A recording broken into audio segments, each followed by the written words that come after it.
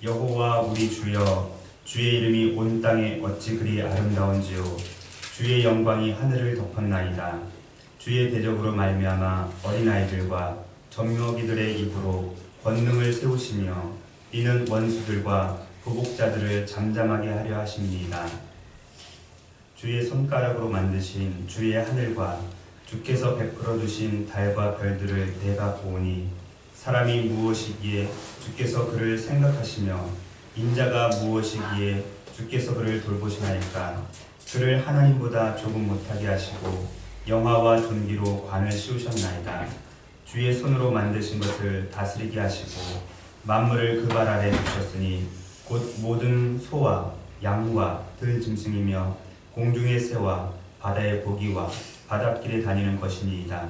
여호와 우리 주여, 주의 이름이 온 땅에 어찌 그리 아름다운지요. 아멘. 아멘. 올 여름에 제가 딸하고 아들에게 한 가지 제안을 했습니다. 주희야, 찬이야, 한 달 동안 아빠가 지정해준 말씀을 외우면 너희가 원하는 선물을 사줄게 라고 그런 제안을 했습니다. 그 말에 혹한 딸과 아들이 열심히 말씀을 암송하기 시작했습니다. 그런데 어느 날 외할아버지께서 더 파격적인 제안을 해주셨습니다. 찬이야, 네가 이 둘을 다 외우면 내가 네가 원하는 레고 장난감 사줄게. 가격을 봤더니 할 정도로 비싼 레고 장난감이었습니다. 그래서 그 말에 아들이 눈이 잠시 어두워져서 열심히 외우고 또 외우는 겁니다. 약 한 달의 시간 동안 딸과 아들이 열심히 외웠던 말씀이 바로 시편 8편과 14편이었습니다. 여러분, 그 결과가 어떻게 되는지 궁금하시죠? 제 딸과 아들이 시편 2편을 다 외웠을까요? 아니요, 맞아. 다 외웠습니다. 다 외웠습니다. 물론 완벽하게는 아니지만 더듬거리면서 또 한 단어가 생각 안 나면 가르쳐주면서 해서 다 외웠는데, 문제는 외할아버지 앞에서 외울 기회를 놓쳐버린 겁니다. 그래서 결국 멋진 선물도 물 건너갔고, 또 어제 어린이들과 함께 제자훈련을 하면서 딸에게, 아들에게 그때 외웠던 말씀이 기억났냐 물어보더니 하나도 기억이 안 납니다 라고 그렇게 대답을 했습니다. 그러나 하나도 기억이 나지 않아도 괜찮습니다. 왜? 그것이 결코 헛된 일이 아니기 때문입니다. 그리고 지금처럼 시편 8편을 읽을 때 또는 설교를 들을 때 내가 그때 외웠던 말씀이지 라고 또 생각이 나기 때문에 그렇습니다. 그리고 언젠가 또 내가 어려운 일을 당할 때든지 또는 내가 기도할 때 그때 외웠던 말씀이 생각나게 되어 있습니다. 왜냐하면 모든 성경은 하나님의 감동으로 되어 있고 하나님의 말씀은 살아있기 때문에 그렇습니다. 그래서 이 말씀들이 제 딸과 아들 마음속에서 계속해서 역사할 것입니다. 주성아, 그러니까 너도 한번 도전해 보렴. 네. 저는 제 딸과 아들에게 이 시편을 외울 때 언젠가 때가 되면 이 시편 말씀으로 설교를 한번 해야겠다라고 생각했는데 그때가 바로 오늘입니다. 너무. 오늘 시편 8편 중심으로 온 땅의 아름다운 주의 이름이라는 제목으로 함께 은혜를 나눠보도록 하겠습니다. 그렇죠? 벌써 아들이 그때 외웠는데 라고 지금 하고 싶은데 오늘 우리가 읽은 본문은 시입니다. 시 때문에 시로 된 시편을 읽을 때 가장 먼저 생각해야 될 것은 시편은 시라는 것과 노래를 부르기 위해서 지어졌다는 것입니다. 그런데 우리가 가지고 있는 이 한글 성경을 잘 보세요. 지금 여러분 성경을 한번 보세요. 이 성경이 좀 시처럼 보이나요? 그냥 다른 성경하고 똑같이 보이나요? 똑같이 보이죠? 저는 이 시편을 볼 때마다 늘 안타까운 마음이 있습니다. 좀 시처럼 문장을 좀 나눠서 했으면 좀 더 좋았을 것을 라는 생각을 해봤는데 아마 성경책을 조금이라도 더 얇게 만들기 위해서 이렇게 하지 않았을까 라는 생각을 해봅니다. 시편은 시로 읽어야지 제 맛이 나기 때문에 제가 다시 한번 이 시편 8편을 시처럼 읽어보겠습니다. 시처럼. 자, 여러분들은 눈으로 따라오시기 바랍니다. 여호와 우리 주여, 주의 이름이 온 땅에 어찌 그리 아름다운지요. 주의 영광이 하늘을 덮었나이다. 주의 대적으로 말미암아 어린 아이들과 젖먹이들의 입으로 권능을 세우시며 이는 원수들과 보복자들을 잠잠하게 하려 하심이니이다. 주의 손가락으로 만드신 주의 하늘과 주께서 베풀어 두신 달과 별들을 내가 보오니 사람이 무엇이기에 주께서 그를 생각하시며 인자가 무엇이기에 주께서 그를 돌보시나이까. 그를 하나님보다 조금 못하게 하시고 영화와 존귀로 관을 씌우셨나이다. 주의 손으로 만드신 것을 다스리게 하시고 만물을 그 발 아래 두셨으니 곧 모든 소와 양과 들 짐승이며 공중의 새와 바다의 물고기와 바닷길에 다니는 것이니이다. 여호와 우리 주여, 주의 이름이 온 땅에 어찌 그리 아름다운지요. 자, 어떠세요? 그냥 읽는 것보다 시처럼 읽으니까 더 뭔가 와닿지 않으세요?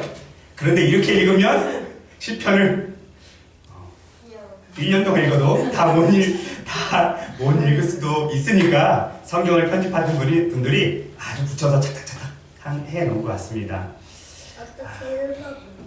자, 그러면 이 시편 8편은 누가 지은 시일까요? 자, 시편 8, 숫자 8, 그렇죠. 숫자 큰 8 위에 보면 큰 가로로 돼 있죠. 큰 가로를 뭐라고 해요? 대가로.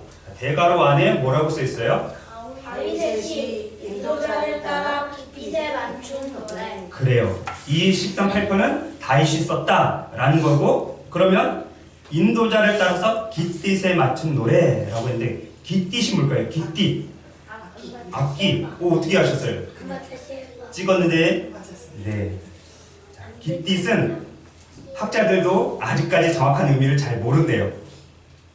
우리도 그렇잖아요. 옛날 고대 우리나라 조선시대나 아니면 그 전 시대의 책을 발견하면 그거 무슨 뜻인지 연구하려고 한참 걸리잖아요. 이 성경도 마찬가지예요. 벌써 수천 년의 세월이 흘렀기 때문에 이 깃딧이라는 단어가 정확히 무슨 뜻인지 학자들도 잘 모르는데, 어떤 학자들은 기쁨의 곡조라고 하고 또 어떤 학자들은 기쁨의 시라고 하기도 하고, 아까 제 아내가 얘기했던 것처럼 악기 이름 중에 하나, 여러 가지 해석이 있습니다. 그런데 저는 이 깃딧을 기쁨의 시라는 데에 동의를 하고 싶습니다.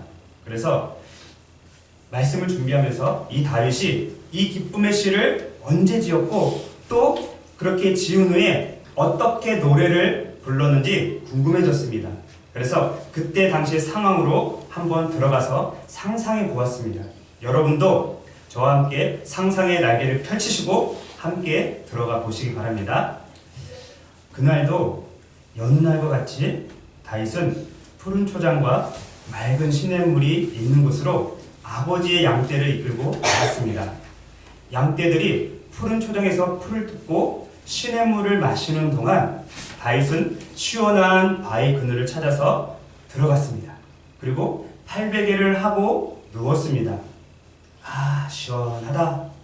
그렇게 시원한 바람이 코끝을 스치고 지나가는데 이내 스르르 잠이 들고 말았습니다.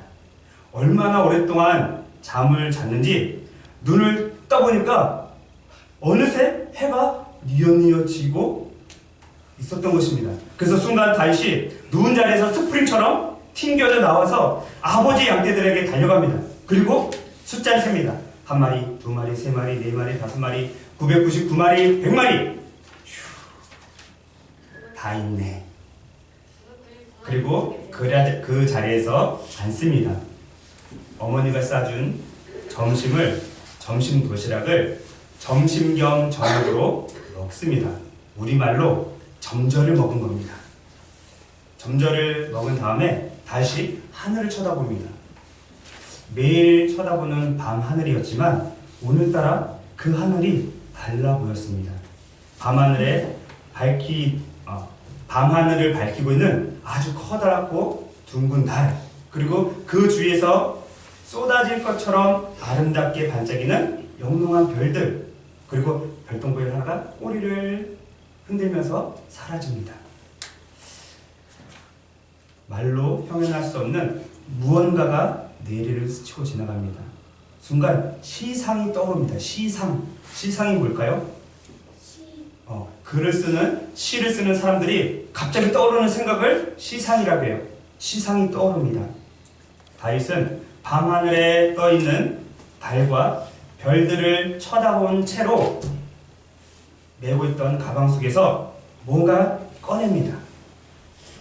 꺼내서 펼쳤는데 얇은 가죽으로 만든 가죽 종이, 그리고 먹통과 붓을 꺼내들었습니다. 그리고 정신없이 써내려갑니다.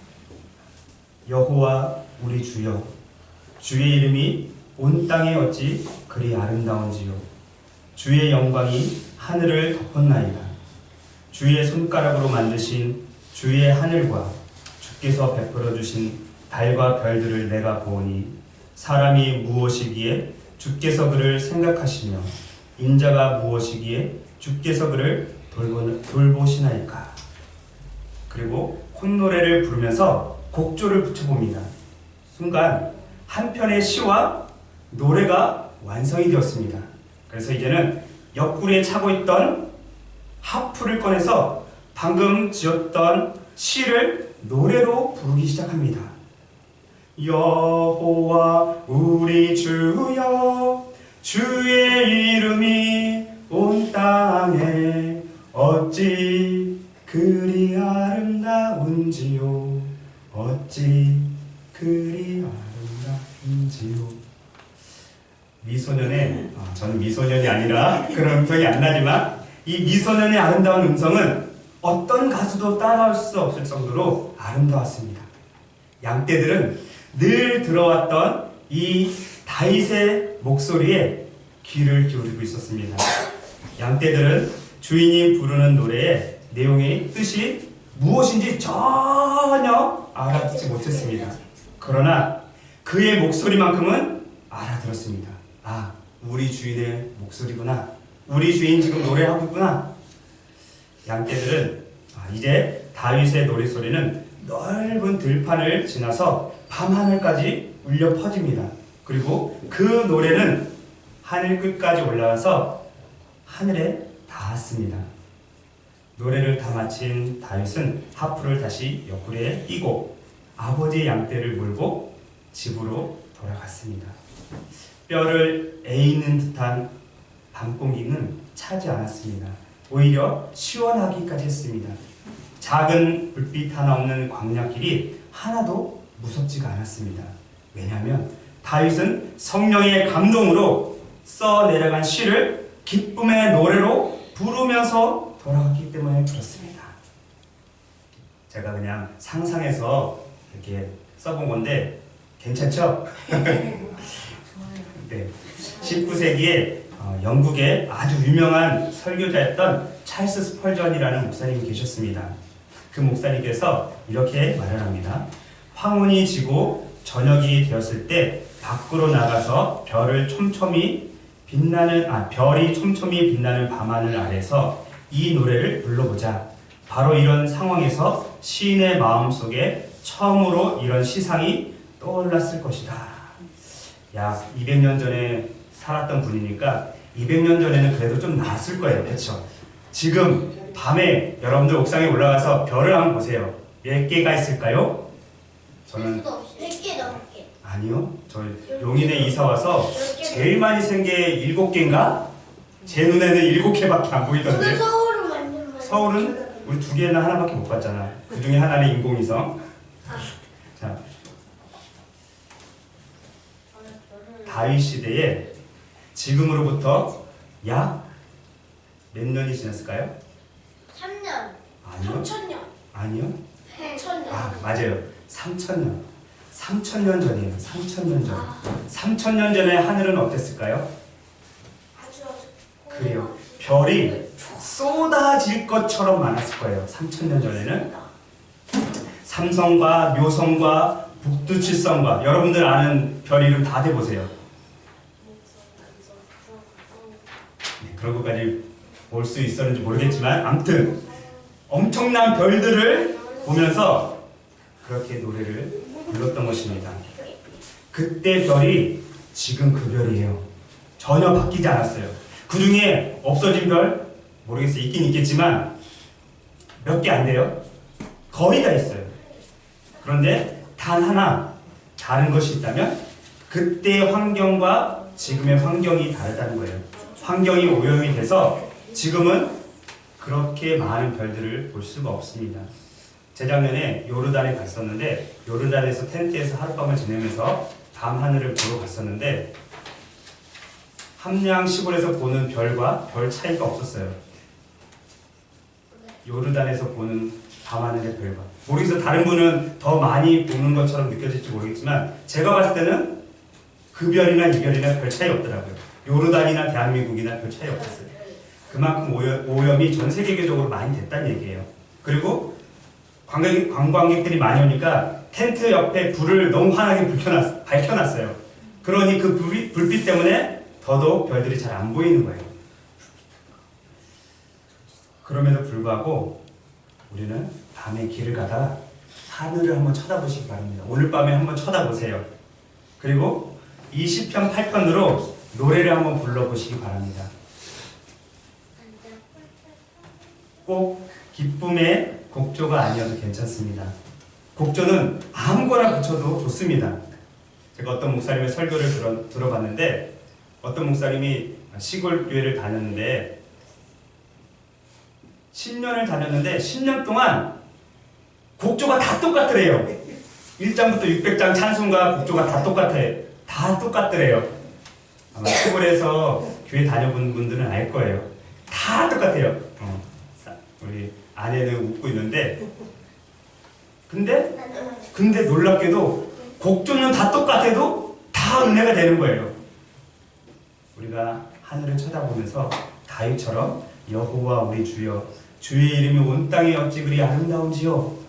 주가 만드신 하늘과 달과 별들을 내가 보니 사람이 무엇이간에 주께서 나를 생각하십니까? 이렇게 한번 기쁨의 찬송을 고백을 해보시기 바랍니다. 구약 성경을 연구하는 학자들 중에서 많은 학자들이 이 시편 8편을 찬양의 시 또는 창조의 시라고 그렇게 말합니다. 특히 한 학자가 이 시편에서 첫 번째로 등장하는 찬송시이다. 시편 8편이 인간의 존엄성을 강조하는 독특한 측면을 갖고 있기는 하지만 이 시편은 분명히 인간에 대한 찬사가 아닌 창조주 하나님에 대한 찬송이다 라고 그렇게 말을 하고 있습니다. 아마 주희랑 찬이가 이 시편을 외우면서 조금 헷갈렸을 거예요. 그렇죠? 인자가 누구예요? 사람이 누구예요? 근데 그 밑에 구절 보면 인자가 사람이 만물을 만드셨다라고 그러고 만물이 그 발 아래 복종한다고 그러고 이거 되게 헷갈리네. 아마 그런 느낌을 가지면서 외웠을 것 같은데 이 시편은 찬송시이지만 창조주 하나님에 대한 찬송시입니다. 그리고 이 시를 읽다 보면 그 창조주 하나님이 다름이 아닌 바로 예수 그리스도라는 것을 우리가 알게 됩니다. 이번에 또 다른 학자의 말을 들어보시기 바랍니다. 이 시의 목적은 인간을 향한 하나님의 크신 사랑과 자비를 나타내 보이기 위한 것이다. 이 사랑은 하나님의 창조에서뿐만 아니라 특히 예수 그리스도를 통한 구속에 나타난다. 그리스도는 사람이 되시고 이 시에 나타난 바처럼 영광과 통치를 넓혀 나가셨다. 이것은 그분의 위대하고 영광스러운 과업을 수행하기 위해서이다. 그러므로 그리스도는 이 시의 가장 중요한 중심 주제가 된다. 이 시의 가장 중심되는 주제가 누구라고요? 예수 그리스도. 그 예수 그리스도가 창조주 하나님이시다라는 것을 이야기를 하고 있는 것입니다. 좀 더 구체적으로 이 시의 중심 주제에 대해서 말씀을 드리겠습니다. 시편 8편의 중심 주제가 뭐라고요? 예수님. 예수님인데 어떤 예수님이라고 했죠? 창조주 하나님. 예수님인데 창조주 하나님으로 나타나고 있는 것입니다. 다윗이 이 시를 지었을 때 어떻게 지었다고 조금 전에 말씀드렸죠? 광야에서 뭔가 떠올랐잖아요. 시상이 떠올랐는데 그 시상을 누가 떠오르게 했을까요? 그렇죠. 성령님이 떠오르게 했습니다. 성령의 감동으로 다윗이 시를 쓴 겁니다. 자기는 다윗은 이 시를 쓸 때만 해도 예수 그리스도에 관한 내용을 썼다고 생각하지 않았을 것입니다. 분명합니다. 그저 성령의 감동으로 시를 써내려갔고 그것을 찬양으로 불렀는데 너무나 멋진 찬송이 된 거지, 자기가 이 인자는, 이 사람은 예수 그리스도야 라고 생각하면서 쓰지는 않았을 겁니다. 그저 밤하늘에 떠있는 영롱한 달과 쏟아질 것 같은 별들을 보면서 막연하게나마 창조주 하나님을 생각하면서 지은 시입니다. 그런데 오랜 시간이 흐른 후에 성령님께서 또 다른 사람에게 이 시편이 막연하게 창조주 하나님에 대한 시가 아니라 성부 하나님과 동일한 성품과 인격을 가지고 태어나신 성자 예수님에 관한 시라는 것을 밝혀 주었습니다.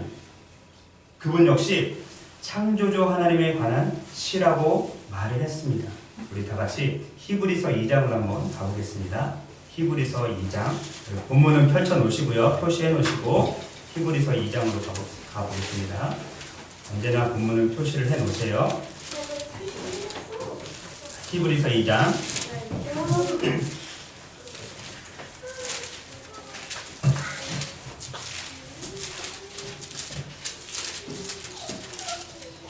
신약성경 354페이지 정도 있습니다. 히브리서 2장. 다 찾으셨죠? 2장 5절부터 10절까지 제가 읽겠습니다. 2장 5절부터 10절. 하나님이 우리가 말하는 바 장차 올 세상을 천사들에게 복종하게 하심이 아니니라. 그러나 누구인가가 어디에서 증언하여 이르되 사람이 무엇이기에 주께서 그를 생각하시며 인자가 무엇이기에 주께서 그를 돌보시나이까. 그를 잠시 동안 천사보다 못하게 하시며 영광과 존귀로 관을 씌우시며 만물을 그 발 아래 복종하게 하셨느니라 하였으니 만물로 그에게 복종하게 하셨은즉 복종하지 않는 것이 하나도 없어야 하겠으나 지금 우리가 만물이 아직 그에게 복종하고 있는 것을 보지 못하고 오직 우리가 천사들보다 잠시 동안 못하게 하심을 입은 자 곧 죽음의 고난을 받으심으로 말미암아 영광과 존귀로 관을 쓰신 예수를 보니 이를 행하심은 하나님의 은혜로 말미암아 모든 사람을 위하여 죽음을 맛보려 하심이라. 그러므로 만물이 그를 위하고 또한 그로 말미암은 이가 많은 아들들을 이끌어 영광에 들어가게 하시는 일에 그들의 구원의 창시자를 고난을 통하여 온전하게 하심이 합당하도다. 제가 두 번 강조해서 읽은 부분이 있어요. 어떤 부분이었죠? 예수! 딩동댕! 맞아요.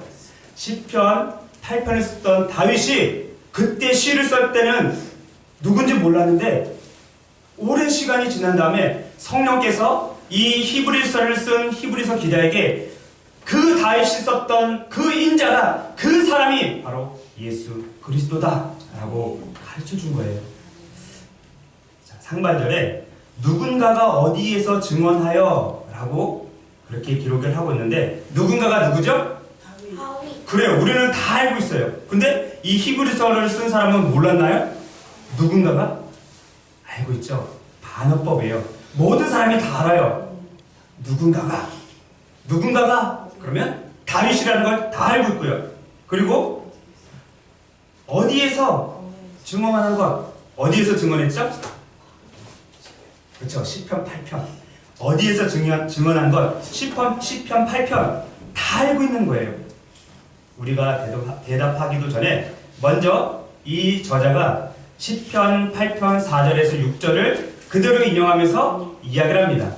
사람이 무엇이기에 주께서 그를 생각하시며 인자가 무엇이기에 주께서 그를 돌보시나이까. 그를 잠시 동안 천사보다 못하게 하시며 영광과 존귀로 관을 씌우시며 만물을 그 발 아래 복종하게 하셨느니라. 아마 유대인들은 유치원도 안 다니는 어린 아이들도 이 시편 말씀을 다윗이 쓴 거라는 것을 알고 있었을 거예요. 그리고 이 히브리서 기자가 이 구절에 대한 해석을 그 다음 구절에 해놨는데, 구절을 우리 같이 한번 읽어봅시다. 9절 시작. 오직 우리가 천사들보다 잠시 동안 못하게 하심을 입은 자 곧 죽음의 고난을 받으심으로 말미암아 영광과 존귀로 관을 쓰신 예수를 보니 이를 행하심은 하나님의 은혜로 말미암아 모든 사람을 위하여 죽음을 맛보려 하심이라. 아멘. 보세요. 잠시 동안 어떤 피조물보다 못하다고 그랬죠? 잠시 동안 어떤 피조물보다 못하다고 그랬어요? 천사. 그래요. 그럼 예수님이 천사보다 못한 분이에요? 근데 왜 천사보다 못했다고 그랬죠? 잠시 동안? 그렇죠.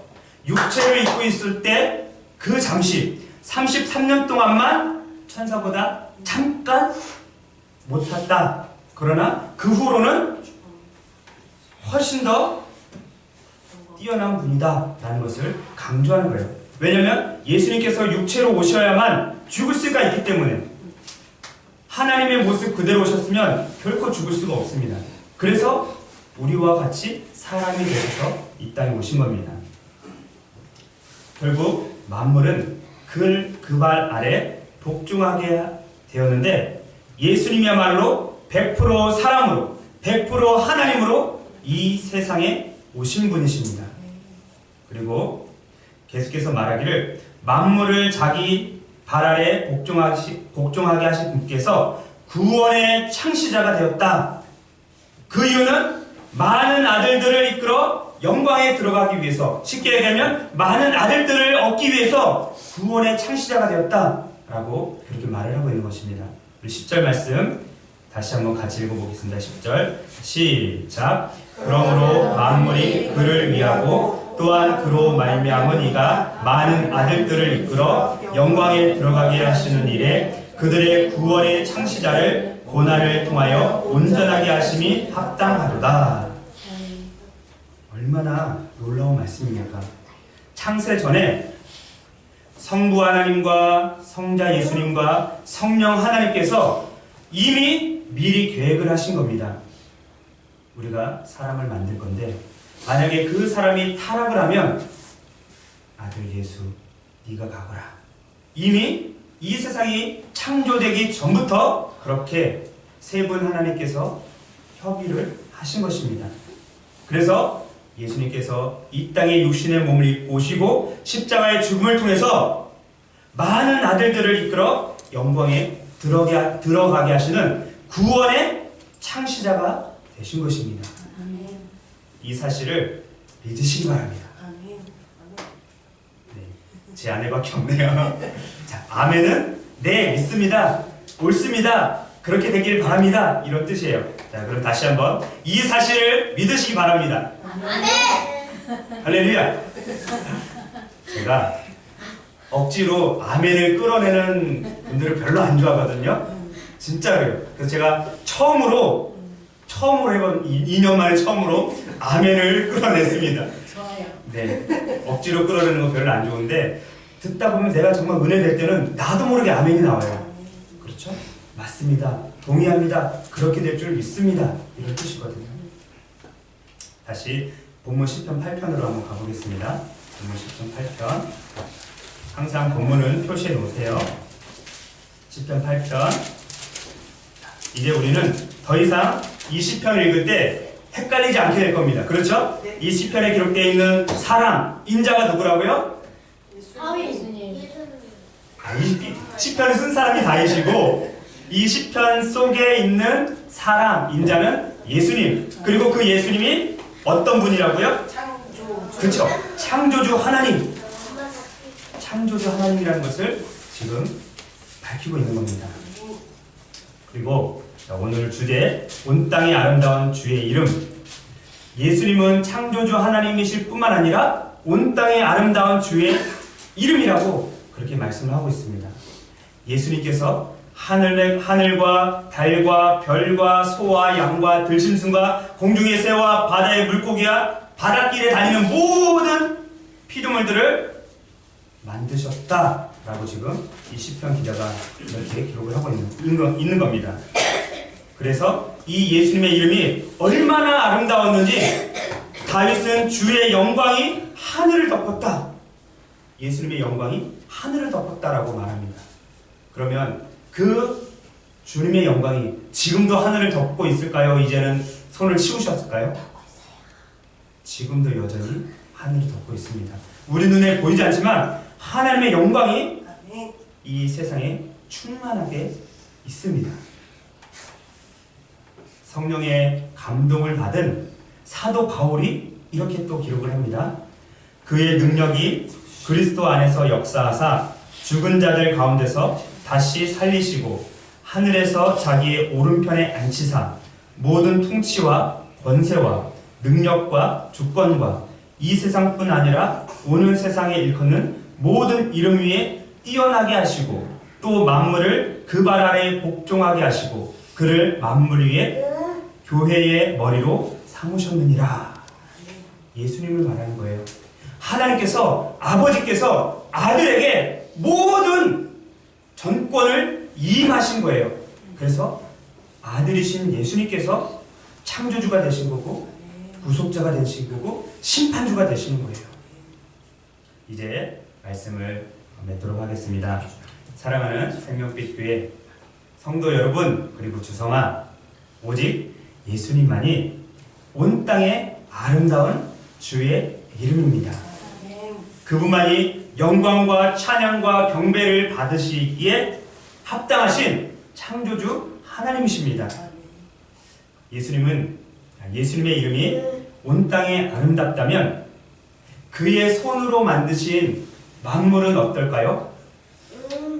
예수님의 이름이 온 땅에 아름답다면 예수님께서 만드신 만물은 어떨까요? 이 꽃 어때요? 아름다워요? 안 아름다워요? 이 나무 어때요? 아름다워요? 안 아름다워요? 자, 저기 밑에 있는 나무 아름다워요? 안 아름다워요? 만년금이라고 써있는데 그럼 그 뒤에 있는 트리는 아름다워요? 안 아름다워요? 네, 그래요. 자, 보세요. 예수님께서 손으로 만드신 모든 것은 아름답습니다. 한낮에 뜨거운 태양, 그 태양, 그리고 밤하늘에 영롱하게 빛나는 달, 그리고 아름답게 반짝반짝 빛나는 별. 이 피조물들은 온 땅의 아름다운 주의 이름인 예수님을 찬양합니다. 자, 길거리에서 배회하면서 사람들의 눈치를 보면서 쓰레기통을 뒤지는 어떤 동물이 있어요. 고양이. 그래요. 고양이들. 자, 너구리도 있어. 너구리도 있어요? 네. 족제비도 있고요. 자, 근데 우리 동네는 너구리 없죠? 족제비는 아마 경환천에 있을 것 같은데. 자, 보세요. 목에다가 줄을 매고 주인의 손에 끌려다니는 반려견들. 반려견이 뭐야? 그 반려견들은 온 땅의 아름다운 이름이신 예수님을 찬양할까요? 안 할까요?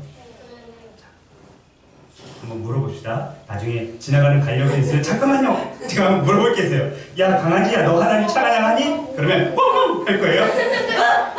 자, 들에 아무렇게나 피어있는 꽃들, 그리고 나무, 채소들, 그 식물들은 온 땅의 아름다운 이름이신 예수님을 찬양할까요? 안 할까요? 경환천에 가끔, 지금도 있죠? 이상한 이상한 새인지 뭔지 구별이 잘 안 되는 어떤 애들이 물 위에서 발을 막 치고 있어요. 물장구를 치고 있어요. 가끔 오리. 날아다니기도 하고 그래요. 무슨 오리예요? 청둥오리. 청둥오리들. 자, 청둥오리들은 하나님을 온 땅의 아름다운 이름이신 예수님을 찬양할까요, 안 할까요? 찬양하고 싶어도 파닥파닥 날아가고 싶은데 안 날아가요. 그래요. 그 옆에 있는 백로, 아주 아름다운 자태를 뽐내고 있는 백로, 한 발로 서서 졸고 있는 백로가 하나님을 예수님을 찬양할까요, 안 할까요? 해요. 자, 그러면 그 물속에 있는 물고기들 그리고 온갖 수중 생물들, 그 생물들은 하나님을 찬양할까요, 안 할까요? 해요. 그래요. 자, 에버랜드로 한번 가봅시다. 에버랜드 가면 사파리라는 큰 동물 우리가 있는데 거기는 사자, 호랑이, 곰, 그리고 백호. 백호는 뭔지 알아요? 네. 하얀 호랑이, 백호. 그리고 라이언. 사자와 호랑이가 결합된 라이언. 라이언도 있어요. 그런 동물들이 지금 어디에 갇혀 있어요? 그래, 동물원 우리 안에 갇혀 있죠. 그 동물원 우리 안에 갇혀 있는 이 동물들이 온 땅의 아름다운 이름이신 예수님을 찬양할까요, 안 할까요? 나중에 우리 한번 사파리 가서 물어봅시다. 아저씨 잠깐만요. 창문 딱 열고, 야 고마, 너 하나님 찬양하니 그거야. 그거는 찬양한다는 뜻이에요. 야, 그렇다면 중요한 데까지, 마지막까지 왔어요. 하나님의 형상과 모양으로 창조된 최고의 걸작품인 우리는 온 땅의 아름다운 이름이신 예수님을 찬양할까요, 안 할까요? 두 명밖에 안 하네요. 그래요. 진짜 놀랍게도 하나님의 형상대로 지음받은 사람만이 온 땅의 아름다운 이름이신 예수님을 찬양하지 않는다는 겁니다. 물론 여러분들은 아니에요. 여러분들은 그렇게 찬양하고 있지만 밖에 나가보세요. 찬양하는 사람들이 많아요? 찬양 안 하는 사람들이 더 많아요? 그래요. 밖에 우리 동네 말고 그냥 저기 시내만 나가보세요. 다 찬양 안 하는 사람들이에요. 그렇죠? 거의 다. 그래요. 거의 다. 우리가 할 수 있는 최고의 찬양은 하나님을 예배하는 것입니다. 하나님께서 우리를 찬양받기 위해서 지으셨다고 했는데 그 찬양의 핵심은 예배예요. 제사도 예배고 우리가 지금 드리는 것도 예배예요. 이 예배를 통해서 하나님은 영광받고 존귀함을 받으시는 겁니다. 그래서 우리는 온 땅에 아름다운 이름이신 예수님을 찬양하기 위해서 지음받은 존재라는 것을 기억하고 우리가 찬양 안 하면, 우리가 예배 안 하면 예수님께서 누가 예배하고 찬양한다고 그랬죠? 그래요. 동물들은 말할 것도 없고 식물들은 말할 것도 없고 땅에 널브러져 있는 돌들이 찬양한대요. 우리가 하나님을 찬양하지 않아요. 여러분, 그 영광을, 그 찬양할 수 있는 영광을 돌들한테 넘겨줄 거예요? 아니죠? 그러니까 우리는 하나님을 예배하고 찬양해야 되는 겁니다. 끝까지. 예수님 오시는 그날까지, 천국 가는 그날까지 예수님만을 찬양하고 하나님만을 경배하는 우리 모두가 되시기를 간절히 바라겠습니다. 기도하겠습니다.